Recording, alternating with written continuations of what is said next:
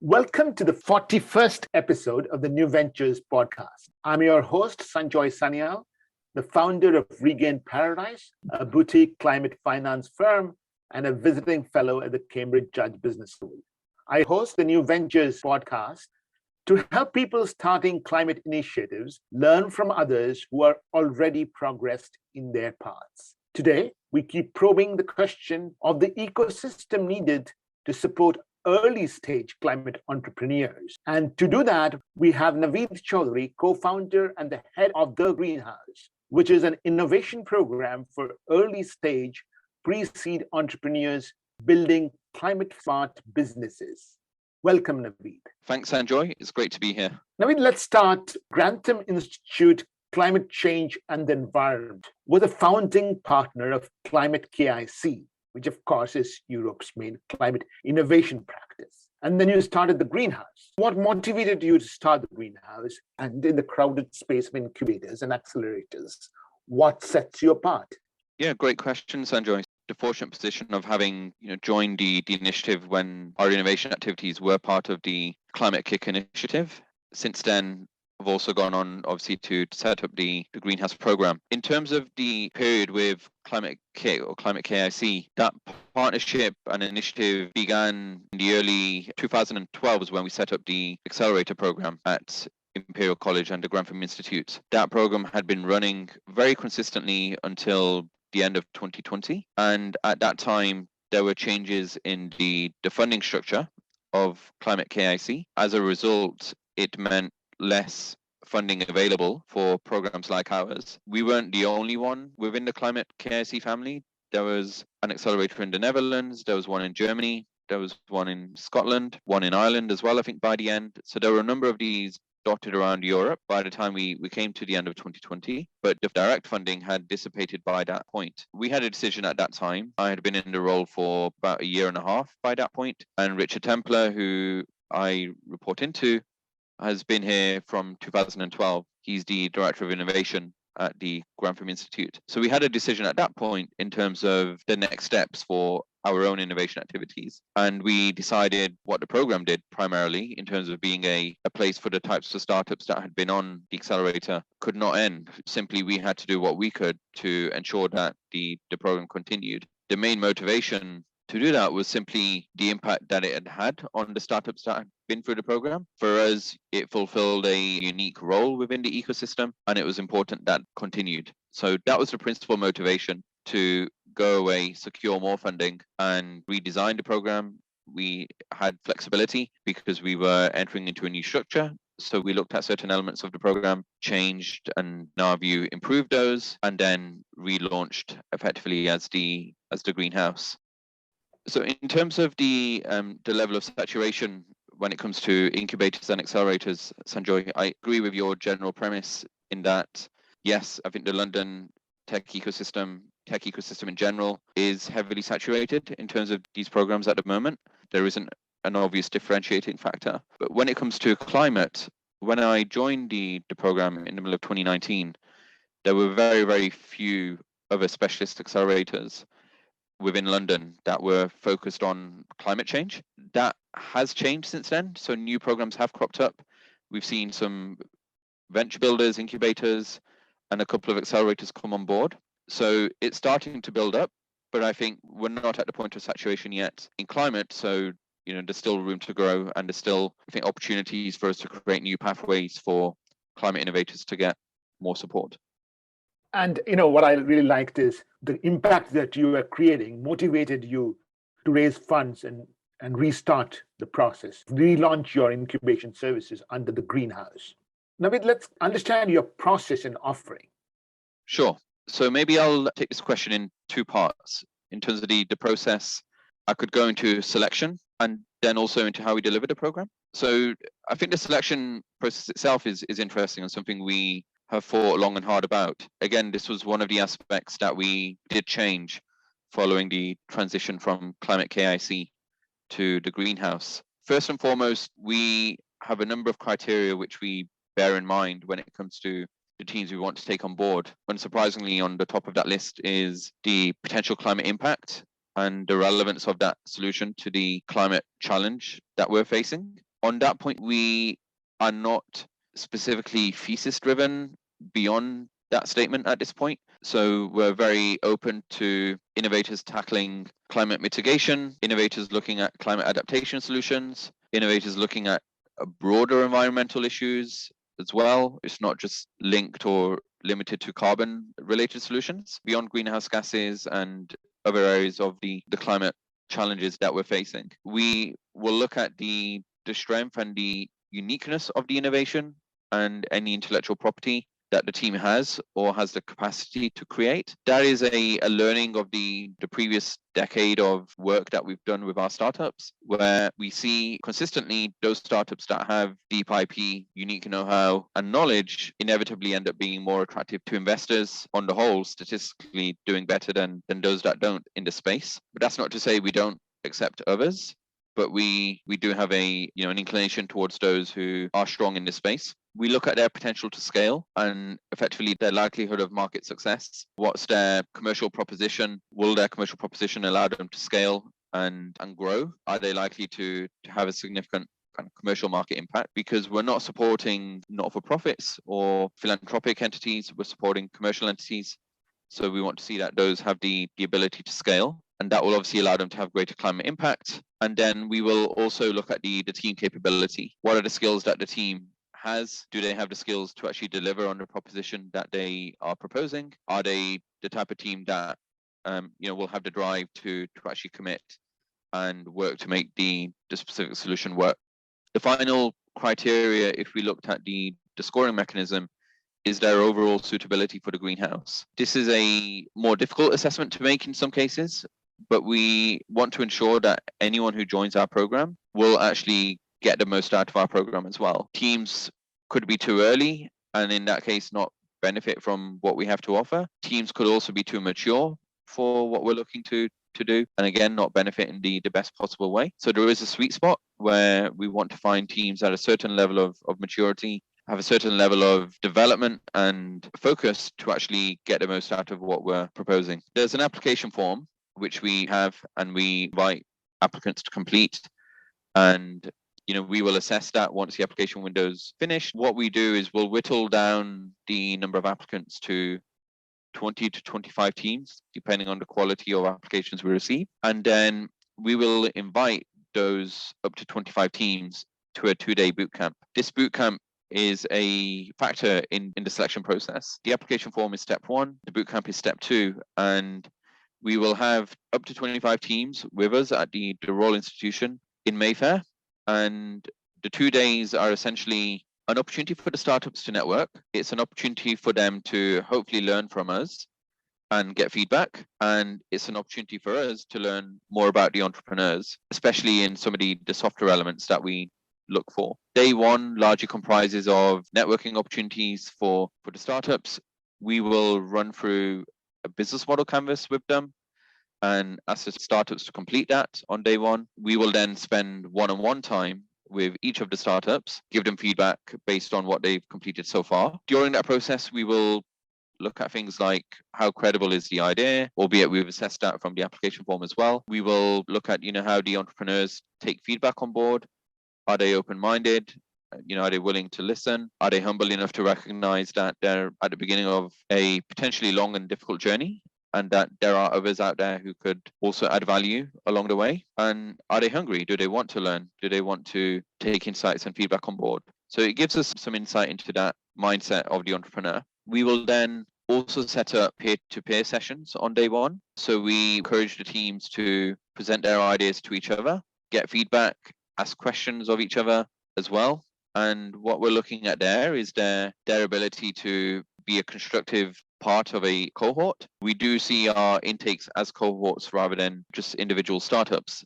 There's a lot of learnings and development that can be generated from your peers within that cohort. We do want people to be energized by that and to also be motivated to support others who are there with them. Others have remarked and questioned me on the fact that obviously everyone at the bootcamp is competing for place on the program. Does that make for a competitive environment? How does this play out in reality, given that fact pattern? We're very clear with the startups that we've already scored them on the basis of the The application form and an initial assessment has already been made. This allows us to get to know them better, allows us to round out some of the areas that maybe we don't have full clarity on yet. We'll make it very clear that this is not an element where we're scoring you every second of the day. And then I think there's also something about the climate change space itself. And our entrepreneurs have remarked on the fact that this space is bigger than just themselves. And everyone there, yes, is tackling climate change from a different perspective, but the broader end goal is the same across all of the startups. So I think that generates the spirit of camaraderie, of collegiate kind of mindset. Inevitably and invariably, we found everyone has been quite supportive of each other. And then day 2 is a day where we then get the teams to present their business model canvas to all of the startups, to us, and it gives us an opportunity to then engage in further Q&A with the startups. So yes, that's the way we select the entrepreneurs. At the end of the bootcamp, we will have a final group of 15. We will then communicate that to the startups, and then normally within a week, they are onboarded and part of the greenhouse. So that is very good and detailed explanation of the process of selection, which I must admit is a little different from others. The next question is, of course, what do you offer them? And what is your program like? Absolutely. For us, I think it's important to mention something that we haven't discussed so far, and that's the fact that we are an equity-free program. So through our support for the startups, we will not take any equity. We will not look for any IP ownership. We will not look for any royalties or any revenue share at all. So our principal and sole motivation is to increase the pipeline of early stage climate innovations and help them progress over the period that they're with us on the greenhouse, and hopefully during and by the end of that journey, support them to get to the point where they are able to take on commercial investment and achieve the confidence of those investors. In terms of what we offer, I would say that in itself is part of the proposition. So, that's attractive to many of the best entrepreneurs out there who will sometimes question the value that an accelerator might provide for the equity that they're giving away. At least it forms part of their decision-making process. With us, that's not something they have to worry about or contemplate. That is a significant factor, I think, the type of people that we attract. We also offer them up to £20,000 of grant funding during their journey with us. So startups will be with us for 12 months, and we will issue a £10,000 grant at the point that they join the program. And then at the midpoint of the program, and I'll come back to this, we will conduct a review, assuming that's successful, issue the second £10,000 grant. In addition, in terms of the main framework of the program, it's a combination of very, very bespoke support and cohort level support. So the bespoke support largely comprises of one-on-one sessions that run throughout the 12-month duration of the program. That's largely led by me. So I will become effectively their main sounding board or their main advisor or mentor, whichever way you want to look at it. At the beginning, I will have very, very frequent and scheduled interactions with the startups. And then over time, that will space out and become slightly less frequent until we get to the end of the program, at which point maybe I'm seeing them a couple of times a month, whereas at the beginning, I'm seeing them almost weekly to get to know them and provide support. Those sessions are bespoke in the sense that it's solely focused on that specific startup's stage of development, that startup's problems or challenges that they're going through at that time, and providing advice and troubleshooting and making suggestions specifically for that startup based on how they can move forward and progress. On the one-on-one support, we also have a mentoring program. So that was a change when we started the greenhouse. We've now started to attract external mentors. And my view of the mentor scheme is that it allows these startups to another voice, which is not just mine, or voices. And typically those mentors are specialized in certain specific areas that the startups need support in, whereas I will provide more what I would call generalized advice in lots of different areas. On a cohort level, we run a range of masterclasses and workshops throughout the 12-month period. And again, these have been based on learnings that we've conducted throughout the decade of support that we've been providing. I'd say that is a constant work in progress. We remain agile and we remain like a startup in many ways, whereby we will look at what the problems and challenges that the startups are facing. And if we identify new ones which are repeated across a number of startups, we will think about, okay, is there any specific or specialized support that we can bring in to help with this specific issue? But in general, they will run in areas that most of your listeners will be familiar with when it comes to accelerators. They'll be in the areas of pitching, they'll be in negotiation, in financial modeling. We look at other areas like marketing as well, grant writing and grant assessment. So there's a range of different things which we're looking at through those workshops.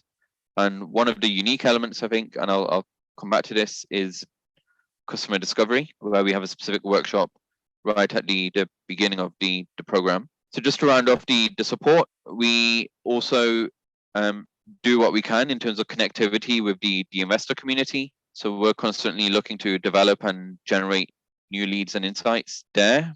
We have, again, the typical demo day, which most accelerators will have at the end of the cohort. But we've also instigated other forms of engagement with investors. And one of those, where we've done 4 events so far, is the Greenhouse Evenings. And that's a quarterly event where we invite angel investors or pre-seed VCs specifically to come in, meet our startups in an informal environment, get to know them. And for the startups, that provides a less pressured environment to actually meet investors, understand their mindset, understand the things that they typically look for, potentially develop a relationship which over time might develop into an investor or investee relationship. And then, given the time that we've been running, we have a very active and engaged alumni community. We, of course, leverage that as much as we can. Many of our alumni are kind enough to come back and give talks to our startups. So we have something called the Alumni Conversation Series, where pick specific themes to discuss with different graduates and give our current startups an opportunity to question them. And then we have hot desking office space at the Royal Institution in Mayfair, which again is a new initiative of the Greenhouse. It's a fantastic opportunity for the startups. It's well located. It's where many investors themselves are based. It provides them with an opportunity to get together and work together. And then I'll just touch upon briefly the structure of the program. I've referenced a few of these points already, but the program runs for 12 months from start to finish. We broadly split the program into 2 phases. So phase 1 is what we call the germination phase. That is principally focused on customer discovery. And the motivation here is to ensure that our startups are developing a product that is in line with what the market wants or needs. It's about validating that whatever their theoretical problem or solution is, that is actually validated in reality. And they will go out and talk to potential customers, get objective validation for their idea.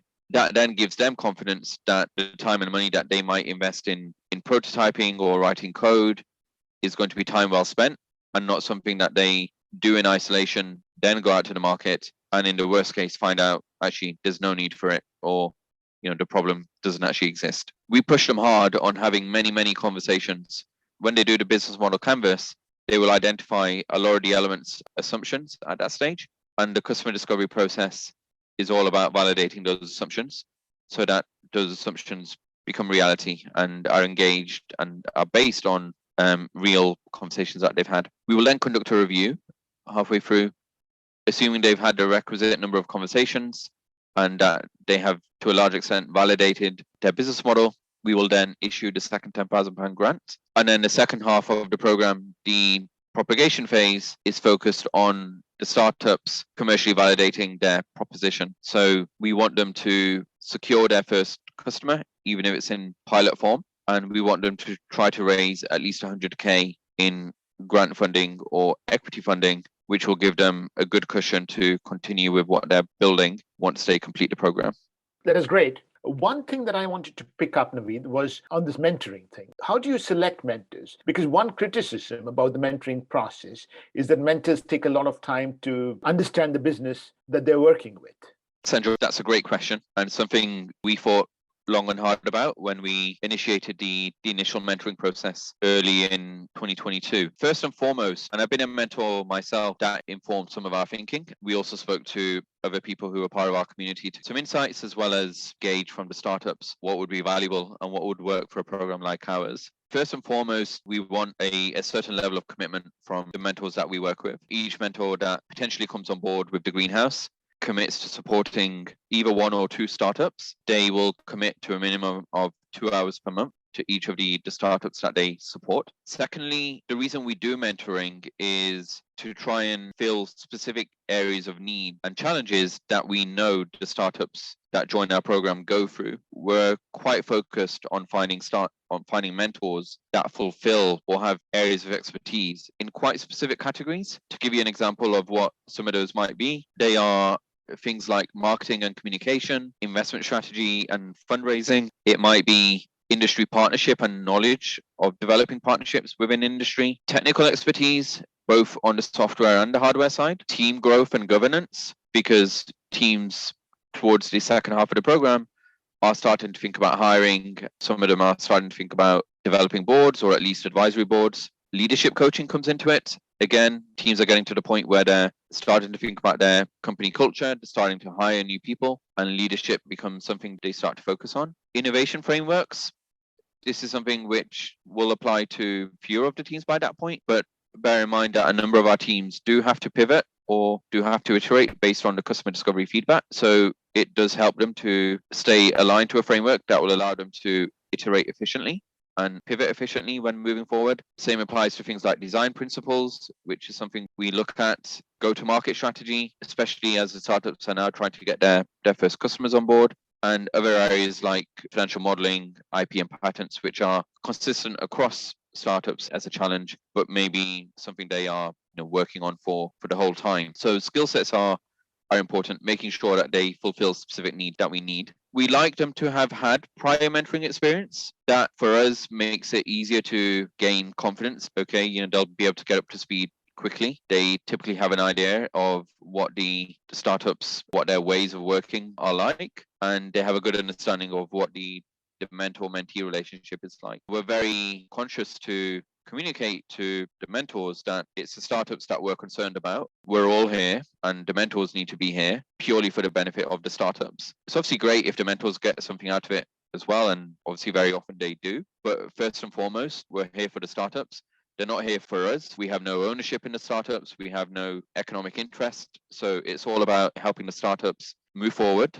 And I'm pleased to say that the mentors we have on board definitely buy into that spirit. Many of them will continue a longer term relationship with the startup if there is a mutual desire to do so. But we're also very careful not to turn away those that haven't had prior experience. The great thing about the climate space is we get a lot of incoming messages, a lot of incoming calls, even knocks on the door in person from people who want to pop in, look at what we're doing. They have established a successful career in an area which isn't related to climate, but they now want to bring their skills and apply them in ways where they feel like they're adding value. And climate is often top of the list for many of these people in terms of motivation.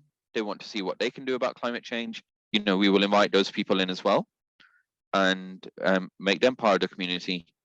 And I think finally, but most importantly to mention here, is that we as the greenhouse program are not picking the mentors for the startups, and that's quite important to reflect on.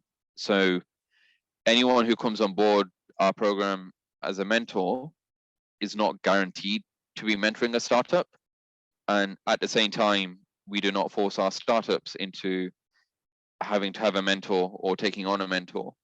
So it's all about what works best for everyone involved. And to facilitate that, we run a mentor matchmaking process, which is a half-day event where we invite all of our mentors into the Royal Institution. We invite all of our startups there.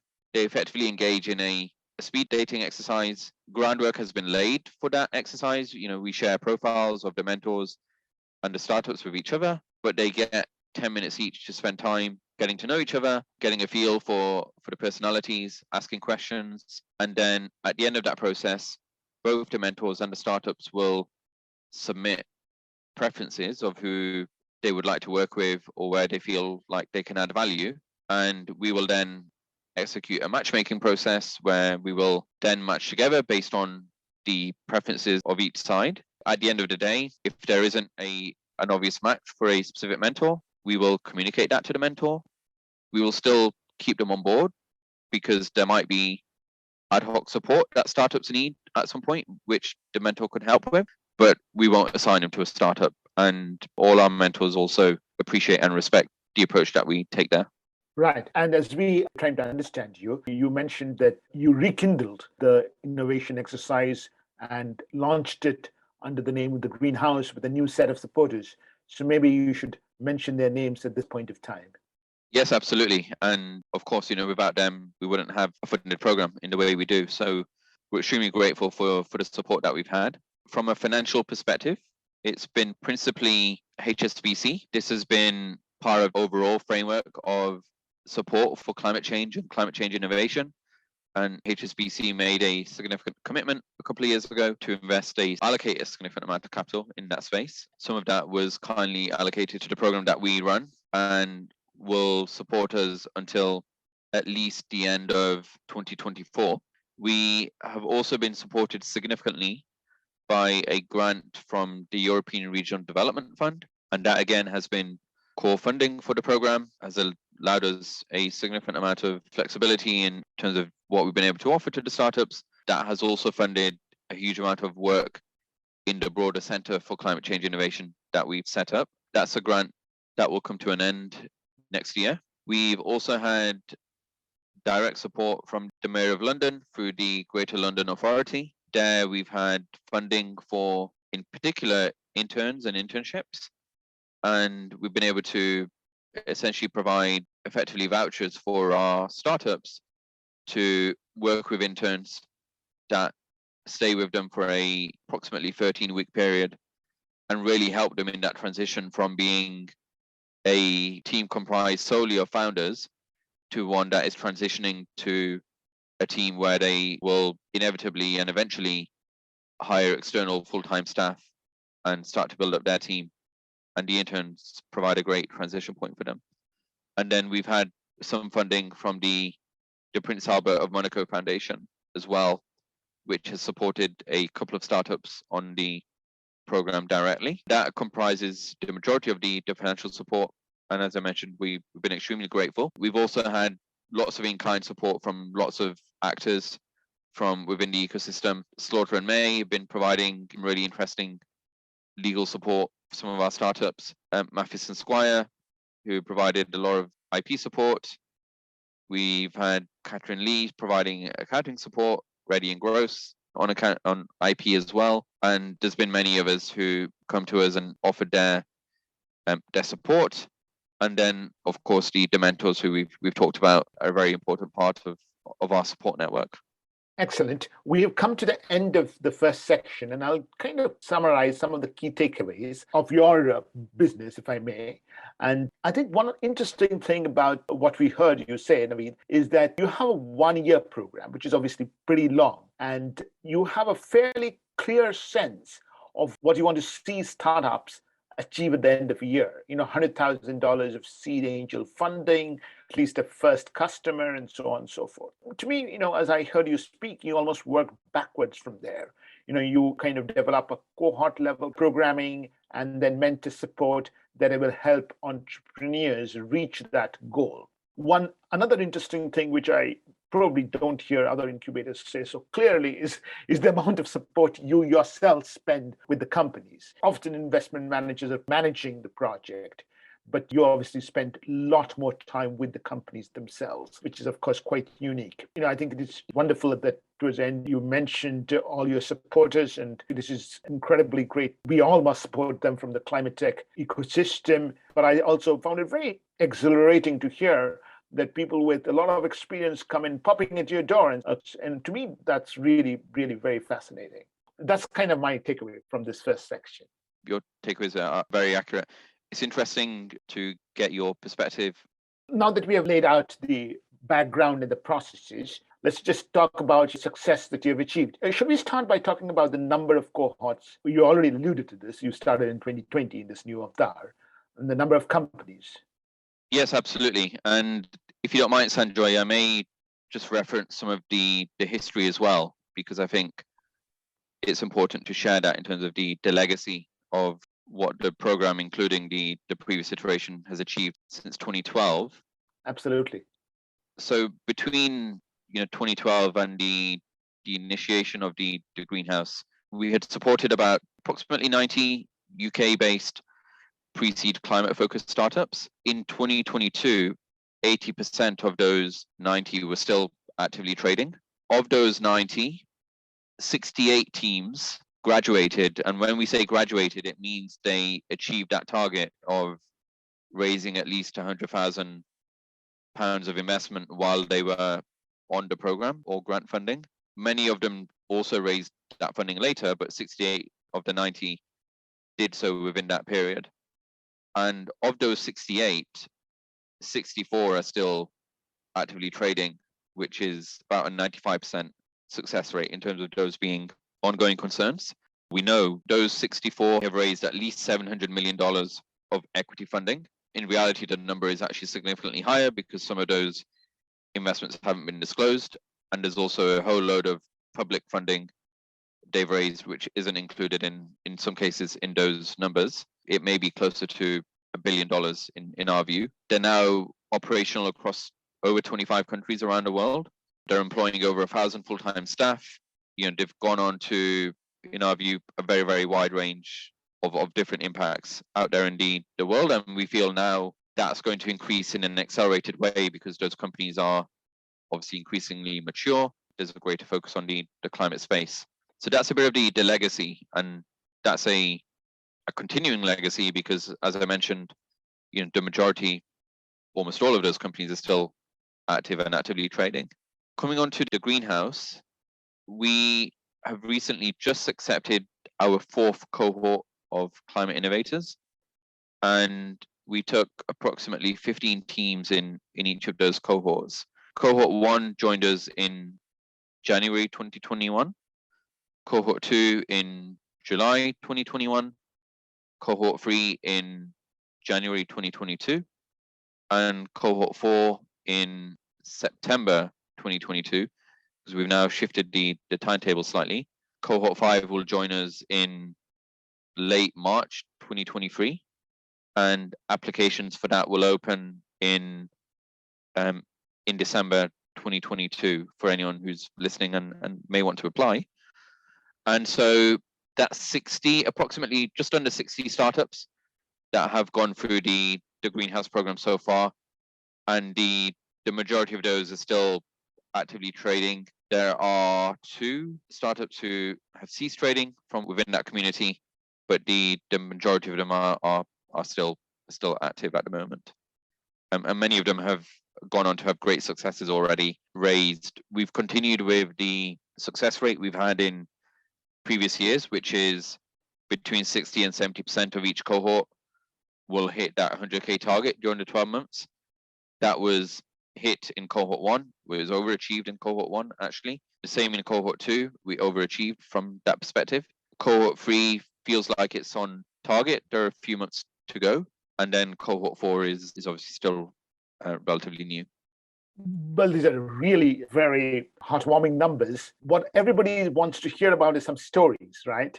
So tell us a little bit about some of the companies. You can pick anyone from your current cohorts, which you started during the pandemic, looks like, or your previous legacy. Stories would really help. Yeah, absolutely. I'll try and keep it to perhaps some of the greenhouse startup. But yeah, I think every startup has a story. For me, the amazing thing about my role is just the diversity of startups I get to support. Diverse in so many different ways. Diverse in terms of gender, racial background, the educational background of the startups, the issues that they're tackling, the way that they're approaching different issues, the personality of the teams. There's a massive amount of diversity in so many different ways in terms of what we support. In each cohort, we have a massive range of different types of applications. I'll pick one from cohort 1, maybe mention the Tire Collective. I want to mention them because they are tackling an issue which I had no idea about before I met them. And they are tackling the issue of tire wear from vehicles. And it turns out that tire wear from vehicles is the second largest source of microplastic pollution in the oceans. So it's a huge issue, but one which has been underreported, underacknowledged, under-researched, and underfunded. They are developing a device which basically fits behind the wheel of a vehicle and uses electrostatics to capture the tire wear as it comes off the wheels when vehicles accelerate and brake, which is when most of the tire wear takes place. Now, they came out of a joint master's program between the Royal College of Art and Imperial College. They were a team of 4 design engineers and done very, very well in terms of their achievements and milestones. It's a good story because they've been featured in lots of different ways and stories. They were very successful in the London Mayor's Entrepreneur Competition. They won the Postcode Challenge Lottery. They were featured in one of the Earthshot Prize documentaries on clean air. They won the Dyson Award. They were a finalist in the Terracotta Design Competition. That's one thing in terms of acknowledgements and awards, etc. But they've also really pushed on in terms of the technological development. They are on, I think, their maybe 3rd or 4th iteration of their prototype. They recently ran on-field trials in Sweden and are now about to kick off trials in London as well. So they're very actively moving that forward, and that's going to become an increasing problem area because even with the transition with EVs, yes, you eliminate one form of pollution when it comes to fuel, potentially, but because these vehicles now have these heavy batteries in them, tire wear is actually expected to become a bigger problem. Therefore, their technology actually becomes increasingly important, even with a successful transition to electric vehicles. I'll come on to maybe a couple more stories. Serotech are another one. They are developing a carbon neutral concrete. This is based on an innovation that they have developed, which effectively allows them to capture CO2 or to take captured CO2, effectively mineralize it and add it as an additive into cement, and it can replace into concrete, and it can replace up to 40% of the cement in any concrete that is produced, with the idea that it will retain largely similar, if not the same, characteristics as existing concrete and allow them to significantly reduce the carbon footprint that technology will have. And they as well have been successful in terms of finding massive appetite amongst potential customers when they did their customer discovery process. They were one of the teams which I would argue found it easiest amongst any that I've worked with to open doors. They have received a significant number of grants, which is recognition of the work and the advancements that they've made. So just a couple of weeks ago, it was announced that they won the Nobel Prize, which is a new architectural award, and they will be in Denmark in a couple of weeks' time, collecting that award at a prize ceremony, and also won a £100,000 award. But with that came a huge amount of publicity, which I think will help their onward development. And then I'll maybe reference a couple of more recent startups as well, and just touch upon them superficially, just to give a range of ideas that we were working on or supporting. So Deep Meta, which is another interesting startup. I love these startups where they're tackling big, heavy, what people may deem to be boring industries, but actually where the climate impact is very, very significant. And Deep Meta have developed or are developing a AI-driven software which works with steel manufacturers, and it uses pre-existing sensors that are already installed on supply chains and manufacturing plants. It takes data from them. It helps to predict defects and faults before they happen. So it gives the manufacturers time to actually adjust the mechanisms and the machinery to avoid a fault happening in the first place. That obviously saves them money in different ways, but also has a significant climate impact because that faulty steel does not have to be resmelted and recast again. We have startups that are working on biocementation, biomaterials, again, a very popular area at the moment, bioplastics and biomaterials in general.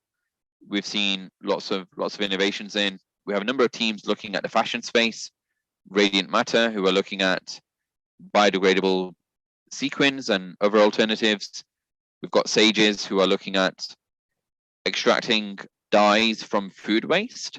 So they'll take food waste, extract color from that food, and actually turn it into fashion dyes. Dye Recycle are looking at dyes from a different perspective, where they're extracting dyes from waste textiles and then recirculating that dye back into the fashion supply chain. We have the Cool Corporation in cohort 4, who are taking captured CO2 and upcycling it into new value-add materials based on that CO2. We've got Wave Conversion Partners, who are generating wave energy using a very innovative methodology, which is not nowhere near as capital intensive as previous attempts at this space, and is done in a way where there are very, very few moving parts and where maintenance will be much reduced, taking the failures of the space previously and actually addressing them and finding a new way to innovate going forward. And then a fun but also very, I think, impactful one I'll mention from cohort 4 is Team Repair, where it's a group of engineers who are addressing the issue of, let's say, younger up and coming generations not having the same knowledge of how to fix things when it comes to electricals, but also other mechanical failures that maybe the old generations had.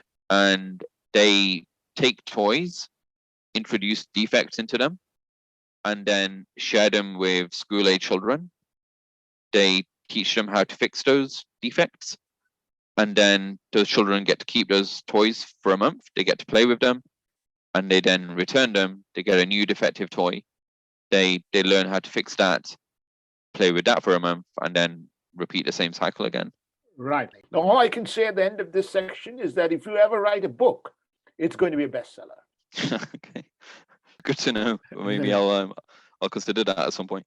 Go to the last section of the podcast, and I think that what I'm going to pick up on is this 60 to 70% get seed investment. Just tell us a little bit about the seed investor ecosystem in the UK. Yes, great question. I'd say it's very active, but also very, very fragmented. It's an area where we want to support our startups as much as we can, but it's also, in my view, the most difficult element of the investor ecosystem to access. When it comes to late seed, Series A onwards, they're all publicly known institutions for the most part. There may be family offices in there as well who are a bit more under the radar, but mostly you can at least identify who you need to speak to. At the angel stage, that's just not the case in many instances. Yes, there are syndicates. Not to be critical of syndicates, I think many of them do a very good job. Many of them do operate quite institutionally. It is different to the way you might engage with an individual angel investor. With the startups that we support, I'm always conscious of giving them the encouragement to go out there and try and find these angels, and obviously help them where we've got some pre-existing knowledge and connectivity. The good news is, I think the angel investor community on the whole is very, very motivated by the climate challenge. The ecosystem is very active. There's people who, haven't necessarily worked in climate or done a lot there, but, on an individual level, they will assess the opportunity to have environmental impact and also make money at the same time, generate a financial return. For many of them, that's a no-brainer. I've spoken to some syndicates, spoken to some angel associations where they've remarked on that being a major kind of attraction in terms of the mindset that they go into the space with. I also think that, the SEIS is not climate specific, but the SEIS framework is critical in terms of the appetite that the angel investors have for investing in startups at this stage. overall, it's not the easiest space to access. It's partly why we set up the angel investor evening sessions that we run, but it is very fertile ground for our startups. The first equity investment that our startups raise, I'd say in 75 to 80% of cases, maybe more, it is invariably an angel investor that writes that first check. We're seeing more institutions of late, but for the most part, it's still angels. And for me, it's an attractive source of capital because they tend to be less rigid in terms of their investment time horizon. But also, it's a great opportunity for these startups to get individuals on board who may have specialized skills and areas of expertise, which could support them further on in their journey as well. Right, Naveed. Many of our audience would not understand the word SEIS, so you should explain that. Yeah, SEIS, and this is something that came up in the recent mini budget, so it stays there or not, but it is basically stands for the Seed Enterprise Investment Scheme. It's essentially a tax relief for angel investors that invest in early stage opportunities. The limit was recently increased for startups, and they were able to raise, I think the cap was increased by about £100,000. So it went from 150,000 to 250,000 pounds. It basically allows startups to go to angel investors. They need to get accredited or receive an accreditation to be SEIS eligible, and that involves them submitting an application. It involves them submitting a business plan or pitch deck, and it involves them presenting that they have essentially a serious investor who is interested in investing in that startup. And the great thing for angel investors is it allows them to get a significant tax rebate on the amount that they invest in these early stage young startups.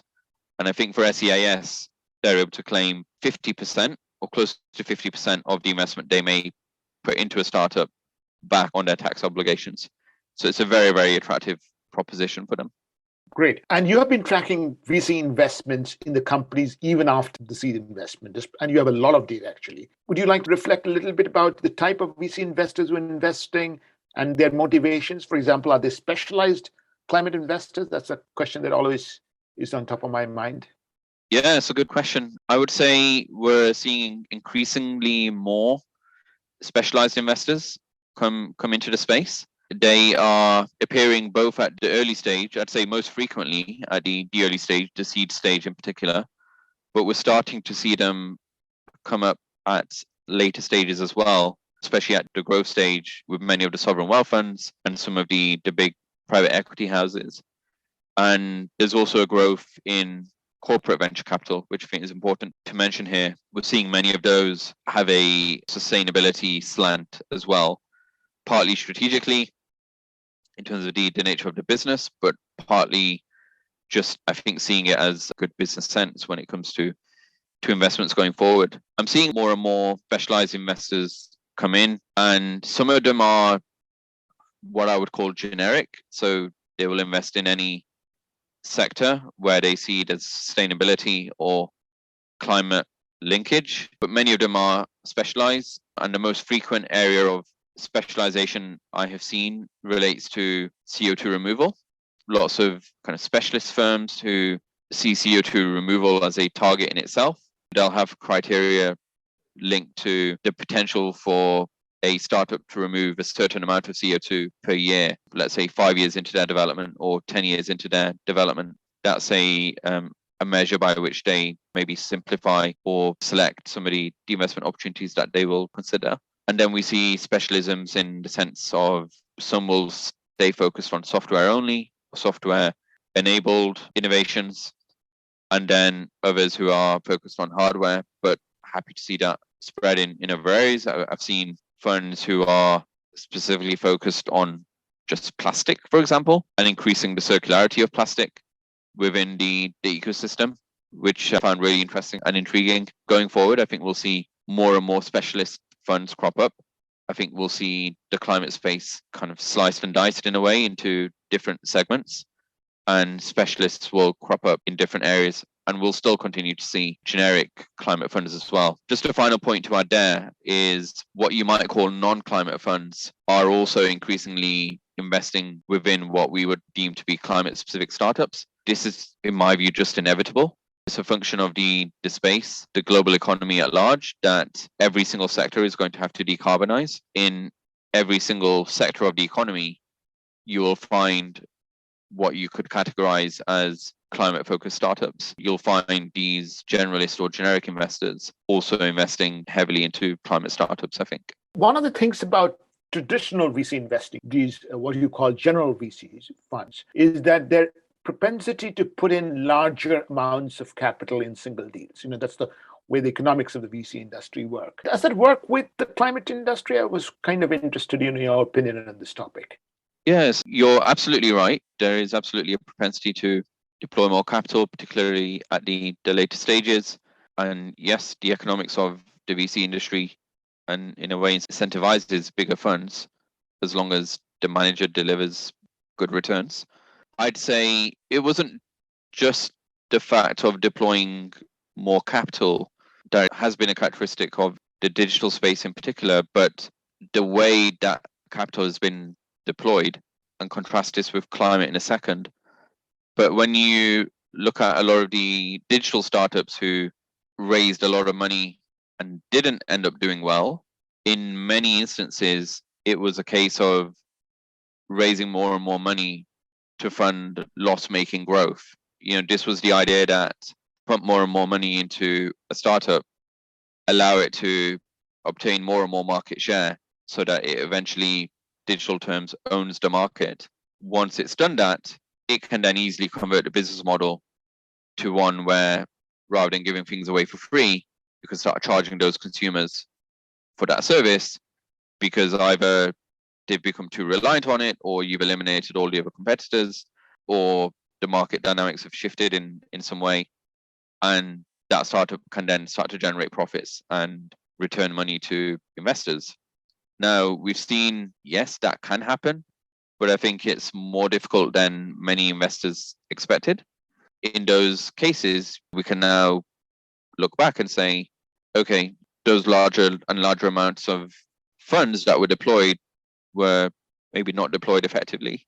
There's other issues with having too much money, which we can maybe get into if we have time. But I look at climate, see things differently, especially where we are working with or referencing startups who are building physical solutions. So in the digital climate space, that risk remains in some ways the same, in my view. I think on the physical realm, it's a lot more difficult for investors to pump more and more funds to just sustain a loss-making business, simply because with a physical product, your cost of production is so much higher than a digital startup. It'd be a lot more difficult for that kind of investment mindset to sustain itself. But these big engineering solutions need a lot of capital for them to actually make it to the market and for them to actually achieve the scale to allow the green premium, as it's been termed, to narrow, and for them to actually, in many cases, build factories or build pilot plants, etc., to actually deploy their solution at scale. So I hope we see larger and larger deals in the climate space as well, but I hope we see them in a form where it's actually about easing the pathway for physical solutions to get to the market, or software solutions for that matter. It's about changing industries and building financially sustainable businesses, and not where we're seeing loads and loads of money go in to allow loss-making businesses to thrive. That's something I would be of personally. But yes, you can get overfunding still having unintended impacts. It could be they're going into solutions which are well intended, but maybe not well informed. That's always going to be a question mark as to, if you've got a limited amount of capital to deploy, what's the most effective way of doing it? And then this applies to any business, but not deploying too much capital into a business such that you get the other classic failure points of a company starts to be less disciplined in the way it deploys capital and the way it grows its business.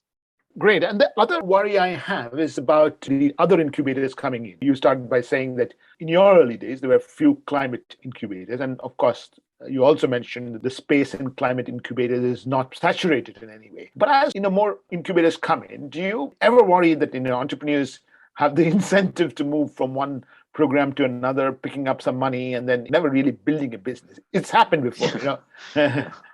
Yeah, I'd say similar thing applies to grants in that regard, and competitions, as you say, where you're on a perpetual application train and just applying for lots of different things and getting money here and there, getting recognition and awards and things without the business necessarily moving forward.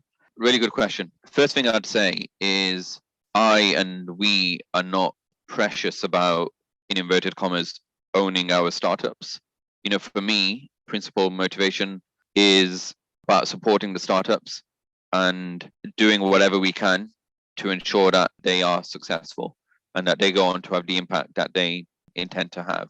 I have never excluded the idea that, they may also join another accelerator while they're on our program. Actually, because they haven't given any equity to us, it actually gives them the capacity to join an equity taking program if they wish to. If they want to get support from other mentors or they've got other advisors, they take advice from them and move forward. Maybe haven't consulted me on a particular point. It does sometimes happen. If that happens, that's fine. As long as the startup's making what it feels are the best decisions in its best interests, then I don't care whose advice they take, as long as it's well-intentioned, good advice, and it helps the business move forward. That's all that matters. That's the first thing. But yes, there is a risk that you do too much. So the one thing I always caveat that statement with is please do make sure that you still have the capacity to engage with our program and also with the new program effectively, as well as commit the requisite amount of time to your business. The same thing applies to grant applications. The same thing applies to competitions, where I would say there is a time and a place for those things. And with competitions, the time and the place for that is largely, these are not rules, but these are, say, a framework. These are largely at the beginning of your journey, where you haven't really got customers to worry about. You've got your concept and the way in which you're going to change things, and you don't have much to raise, much development off the back of which you're going to raise money. Yes, go for competitions, put yourself in. You can win cash prizes, which can be game-changing at the early stage, even if they're small. You can get recognition for free and create a profile, which again can be very, very valuable. But they take time. They require applications. And when you're a year into your startup, getting to that point, it may not be the best use of time unless it's a significant amount of money or opens some significant doors for you. The same thing with accelerators. I think there's a sweet spot in terms of the amount of support you should be going for. And if you are going to join more than one accelerator, then make sure that that second accelerator adds value that the first one perhaps doesn't provide. And that could be in the form of funding. It could be in the form of certain expertise that accelerator has. It could be in the form of some other factors which differentiate it from the first accelerator that you may be a part of. But think very carefully. They do take more time than you expect. A business needs to focus on the core goals first and foremost. And the most difficult thing can be to say no. These opportunities arise and you look at them and you think, yes, I qualify. The criteria are there and they work for me. And you want to go ahead and make that application. But yeah, you sometimes be worse off if you don't have the capacity to actually make the most of the opportunity that you go for. Well, that's in a very sage advice. And I'll just sum up this section by saying that what I heard you say is that there is fairly significant angel investing interest in climate startups. And that's where your entrepreneurs picking up their first checks. And of course, you're also seeing specialized seed investors, early stage investors crop up. General investors are probably putting in money at later stages. I think the point that you made about the difference between climate investing and investing in the digital space, where you put in money in a company and hope its competitors go away and creates a monopoly of sorts. That's a very critical difference. It's probably worth a lot of investors also listening to that. And I think the final advice that you give to entrepreneurs about just be cautious of your time and be cautious of where you are. I think that's very important for them to hear as well. With that, we've come to the end of the podcast. And I think, you're starting your next cohort round. And I would ask you to tell people, if they want to get in touch with you, how should they? Absolutely welcome more startups being interested, being curious about our program, wanting to join us. So the first thing I'll say is just feel free to email me at any time. My email address is attached to the text that goes with this podcast. We will make sure we come back to you. We will be opening applications for cohort 5 in December. So please keep an eye on our website, which is in the notes. We will add a link to our newsletter so that you can be informed when our applications are open, if you subscribe to that. And then when the applications are open, there'll be a form on the website which you'll be able to download and complete.